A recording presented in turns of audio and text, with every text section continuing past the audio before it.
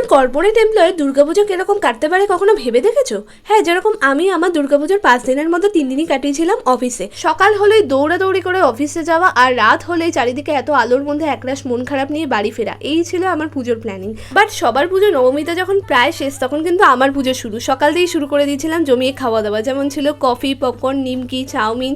দুপুরে ছিল ভাত, বেগুনি, ডাল, মাটন। একটা মোটিভ কিন্তু মাথায় সবসময় ছিল যে প্রচুর খেতে হবে, ঘুরতে হবে, সাজতেও হবে। বিকেল হতে না হতেই সেজেগুজে আমার বন্ধুর বাড়ি গেলাম, যার বাড়িতে দুর্গাপুজো হয়। প্রচুর টায়ার থাকা সত্ত্বেও রীতিমতো সাজগোজ চেঞ্জ করে এনার্জি বাঁচিয়ে রেখে বোনের সাথে ঠাকুর দেখতে বেরিয়ে মোমো আর ফুচকাও খেয়েছিলাম। আর এবার ডাইরেক্ট চলে আসে দশমীর দিনে। এদিন সকালে ছিল ডিম টোস্ট আর দুপুরে ছিল চিকেন বিরিয়ানির সাথে পেস্ট্রি। দশমীর দিন নিয়ে সত্যিই আমার কিছু বলার নেই, তবে আমার মায়ের সাথে সাথে সমস্ত মা দুর্গা যেন সবসময় হাসি খুশি থাকে, এটাই চাই। এরপর সন্ধ্যাবেলা আর বেশি কোথাও না গিয়ে সিম্পল একটা সন্ধে কাটালাম পাড়ায় ধুনাঝি নাচ দেখে। এভাবেই দুদিনের মধ্যে কেটে গেল আমার দুর্গাপুজো। আসছে বছর আবার হবে।